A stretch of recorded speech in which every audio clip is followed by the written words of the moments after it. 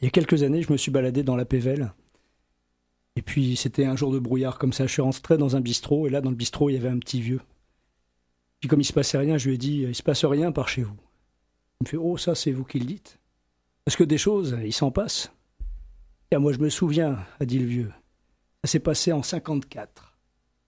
J'étais petit. C'était un dimanche. Tout le village était dans la salle des fêtes. Il y avait les vieux qui tapaient le carton, les vieilles qui tricotaient. Il y avait les jeunes qui dansaient. Et puis nous, les mômes, on courait partout. Et d'un coup, on est tous rentrés dans la salle. D'un coup, d'un seul. Et on a appelé les adultes. On leur a demandé de sortir et de regarder ce qu'il y avait dehors.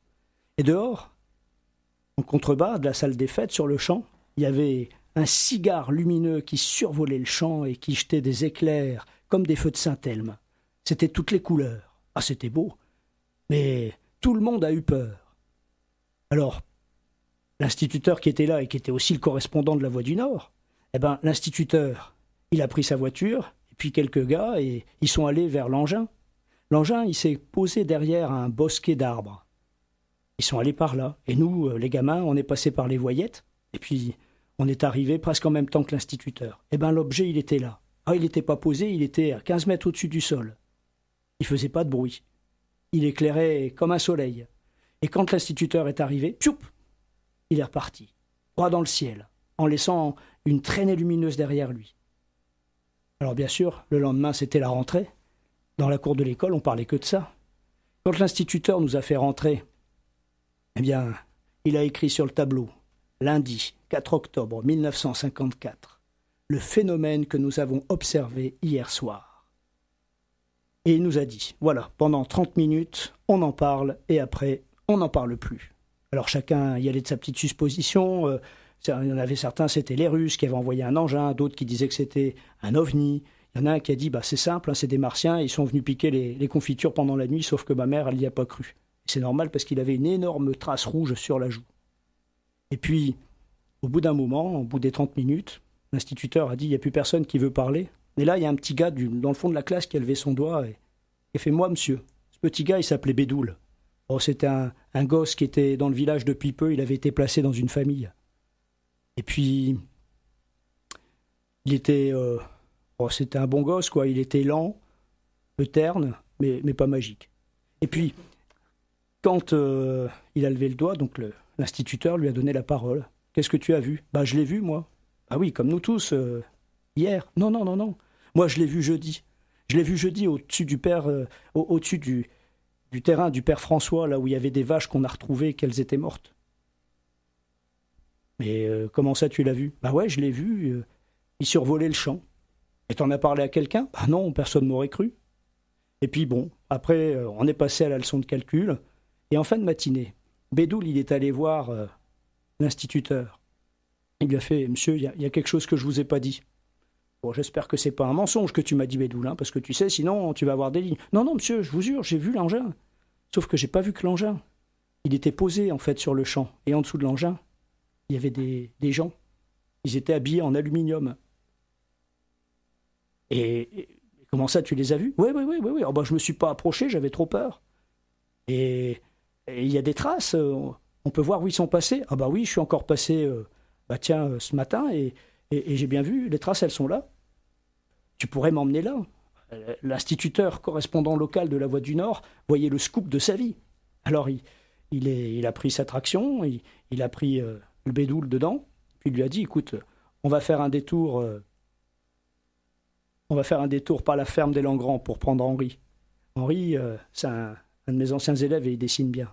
Alors ils ont pris Henri, et puis dans la cour de la ferme, il y avait le petit Roger qui était là. Et c'était le petit frère, et lui, il ne comprenait pas pourquoi Bédoul, qui était tout juste arrivé dans le village, il avait le droit de monter dans la voiture de l'instituteur, et pas lui. Alors il a suivi la voiture avec son vélo en passant par les voyettes. Bon, quand ils sont arrivés sur le champ, l'instituteur a pu que constater que c'était vrai. Il y avait des traces bizarres partout, des 3 grosses traces en forme de triangle enfoncées profondément dans le sol, comme si c'était un engin très lourd qui s'était posé, et partout, il y avait des traces en forme de pattes de canard. Alors il a pris des photos, il a demandé à Henri de dessiner, et puis ensuite, quand Ça a été fait, il est rentré à l'école, il a appelé le commandant de la gendarmerie de Cizoin. Le commandant ne pouvait pas venir tout de suite. Il est venu seulement le jeudi. Ils y sont tous retournés avec Bédoul. Mais là, quand ils sont arrivés sur le champ, il n'y avait plus aucune trace. Tout avait été bouleversé, retourné, comme si on avait voulu effacer toutes les traces. Le problème, c'est que l'instituteur avait convoqué un reporter de La Voix du Nord et puis un photographe. Et eux, le lendemain, ils ont fait paraître un article dans la presse. Comment un commandant de gendarmerie et un instituteur se sont fait berner par un gamin. Ça n'a pas plu du tout au commandant de gendarmerie, qui est allé dans la famille où Bédoul était mis en accueil. Et puis il a menacé. Alors le pauvre Bédoul, la soupe au ceinturon, il en a dégusté plus qu'assez. Le problème, c'est que le lendemain, il n'est pas revenu à l'école. Et puis le lundi suivant non plus. Et le mardi, comme l'instituteur le voyait toujours pas, il s'est inquiété. Il s'est dit, bon sang, j'espère que le tuteur a été trop fort dans la punition. Alors il est allé voir. Et quand il a demandé au tuteur où est-ce qu'il était passé, le Bédoul, lui, il a dit, oh, ce gamin, c'est de la graine, mauvaise graine. Il est parti. Il reviendra quand il aura faim. Et s'il ne revient pas, ça ne sera pas une grosse perte. Bon, quand même, ça a ému l'instituteur. Et l'instituteur, il a demandé qu'on fasse des recherches. Alors on a cherché partout. On a cherché dans la forêt, on a cherché dans les étangs, on a cherché dans la rivière. On n'a jamais retrouvé le Bédoul.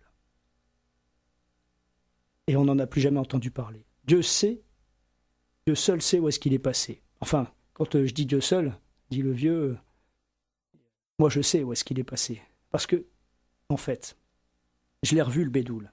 C'était juste le lundi. Le lundi, j'allais à l'école, et puis je l'ai vu, il était là dans le petit bois. Ça faisait 3 jours qu'il était dehors. Et il me disait qu'il pêchait des grenouilles, qu'il prêchait les écrevisses et qu'il allait voler les fruits.